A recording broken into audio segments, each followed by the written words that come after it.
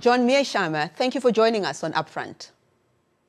My pleasure. Thank you for having me. You recently argued that the Trump administration was, quote, dragged into this war by Israel and its lobby. What makes you believe Israel is the primary driver of this conflict rather than Washington?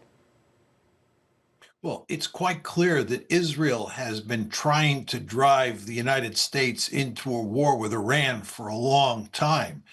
They've made their interests perfectly clear. This is true of Prime Minister Netanyahu, who has been a huge advocate of sucking the Americans into this war. And he was unable to do that until President Trump came along. And it's quite clear if you listen to President Trump and you listen to his advisors speak, the Israeli influence and the influence of the lobby on President Trump was enormous. In fact, Secretary of State Rubio effectively said, as did Speaker of the House Mike Johnson, that we went to war because Israel dragged us into this war. But critics say that this framing overstates Israel's influence over the United States while understating the United States' influence, which includes military dominance. That's one of the strategic interests, military dominance in the region, access to gas reserves and energy routes. The U.S. was also active in the Middle East long before the Israeli lobby became influential in U.S. politics. What do you say to that? There's no question that the United States has been deeply interested in the Middle East for a long time, even before Israel was created as a state in 1948. And the principal reason for that was oil. But we're not going to war against Iran because of oil. We're not participating in the genocide against the Palestinians because of oil. This is being largely done as a result of Israel's influence in the United States, which is largely a function of the Israel lobby. The question you want to ask yourself is if we had a national interest in supporting Israeli policies towards the Palestinians, towards Iran, towards Iraq, and so forth and so on, why would you need a lobby? Why would you need this lobby that by almost all accounts is by far the most powerful lobby in the history of the United States? Why do you need it if Israel is basically doing our bidding? The fact is you have this incredibly powerful lobby because it is not in the American national interest to support Israel in all sorts of its endeavors. There's no question that sometimes we have similar interests. Both the United States and Israel have a vested interest in preventing Iran from getting nuclear weapons. There's no question about that. But on all sorts of issues, like the Palestinian issue and like the question of attacking Iran, America's national interest is at odds with Israel's national interest. There's no way that Iran is a threat to the United States. It isn't. Now, the question you have to ask yourself is what is the relationship between the United States and Israel going to look like moving forward, especially with regard to ending this war?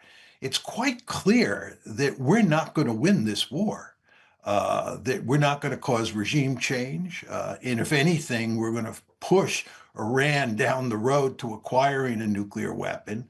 And we may even be worse off once this war is over than we are now. And this is going to enrage the Israelis, and the Israelis are going to want to go back at Iran, and the United States is not going to want to do this again.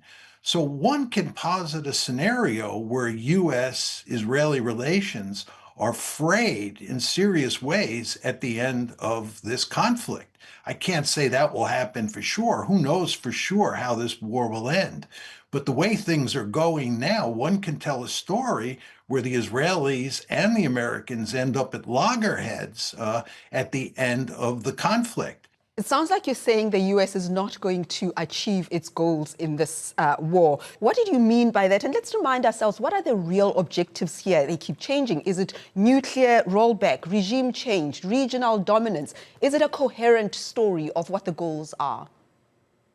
Well, the story that the administration tells is not coherent because they bounce around from one rationale to another.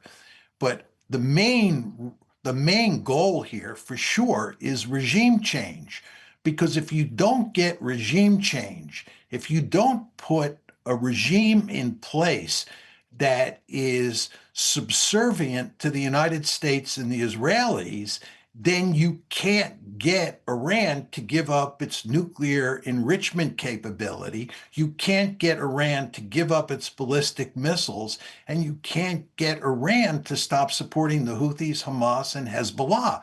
To achieve those particular goals, you need a new regime that will cooperate with the United States and Israel. The administration thought that it could achieve that end, the end of regime change, by decapitating the regime early in the conflict. Well, it decapitated the regime, and the regime remains intact. Now it's punishing the Iranian population.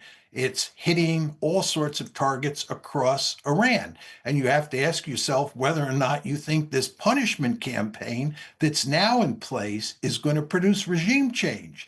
And the historical record tells us very clearly that a punishment campaign executed by air power alone has never succeeded in producing regime change. This tells you there is no reason to think that we're going to get regime change in this case with air power alone. We're going to have to put boots on the ground, as we did in Iraq, if we want regime change. And we're not going to put boots on the ground. So I don't see how we end up winning this war. And I don't see anybody who can tell a plausible story about how we get favorable regime change. So airstrikes alone will not get the United States there. And you're saying that a massive ground invasion is not possible. Yet the White House press secretary, Caroline Leavitt, declined to rule out the possibility of a military draft if the war escalates. You don't see that? No, not at all. I mean, we did Afghanistan, we did Iraq. They turned into forever wars. The American populace has no interest in another ground war. You want to remember that when President Trump started this war on February 28th, only 20% of Americans were in favor of the war. This is the first example in our history of where a president took the country into a war where he didn't have public opinion behind him. And the idea that after Iraq and Afghanistan, we're going to invade a country like Iran, which is as big as Western Europe and contains 93 million people, and occupy that country and effect regime change and do social engineering, is, in my opinion, not going to happen. I just want to talk about how President Donald Trump campaigned. He campaigned against forever wars, but recently claimed that the United States could fight wars, I quote, forever, because American weapons supplies are virtually unlimited. Yet later, he suggested the Iran war was very complete, pretty much, another direct quote. What do you make of these mixed signals? Is a forever war feasible? Well, you want to remember that before the war started, General Kane, who President Trump handpicked to be the chairman of the Joint Chiefs of Staff, told him that the United States did not have a viable military option in Iran. This is the chairman of the Joint Chiefs of Staff.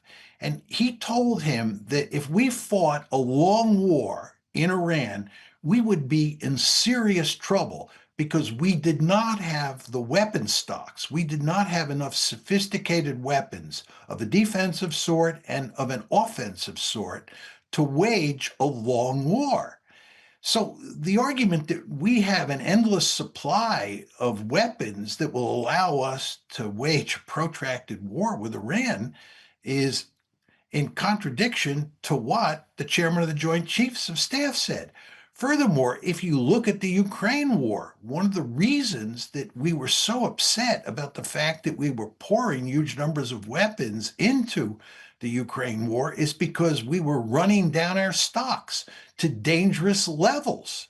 To take this a step further, go to the Pacific. Almost everybody who's looked at what a China-US war over Taiwan would look like understands that after 30 or so days, we would, in good part, run out of sophisticated munitions.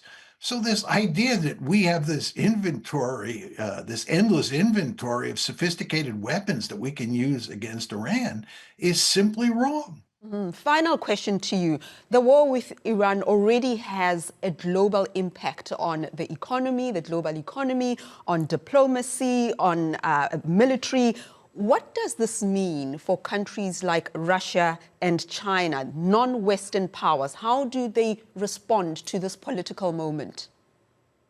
Well, I think if you take the Russians, this war is good news. I mean, as a result of the oil crisis, the Russians are greatly improving their oil sales situation. They're selling more oil than ever, and they're selling that oil at a higher price.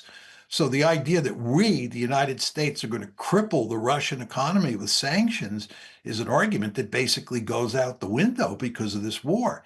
If anything, the Russians have a vested interest in seeing this war continue and seeing oil prices rise. They benefit from that.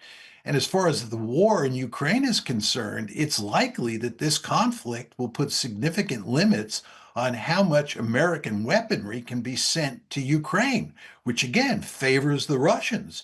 So the Russians actually look like a winner in this conflict. And I think the same thing is true with the Chinese. This will increase Chinese influence in the Middle East. It will increase Chinese influence around the world. They will look like a stable and reasonable regime compared to the Trump administration.